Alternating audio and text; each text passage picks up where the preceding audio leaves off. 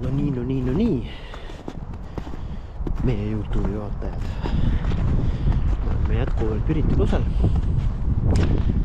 Käisime natukene, kuidas siis nüüd öelda, võpsikus, sest et oli vaja natukene. Kuningas pidi ka jala käima, käisin siis ka jala. Nii et nii, aga me alustame teile siis Time Warpi numbriga number 3 ja me pidime ära vahetama kaku, sellepärast et hakkasime tegema, aga viskas pildid taskusse, nii et vahetasime ära ja teeme. Me hakkame liikuma teile sinna hoonete poole, natukene läheme sinnapool tagasi ja siis läheme sealt hoonete juurest mööda ja siis vaatame, kuhu me siis lõpuks välja jõuame.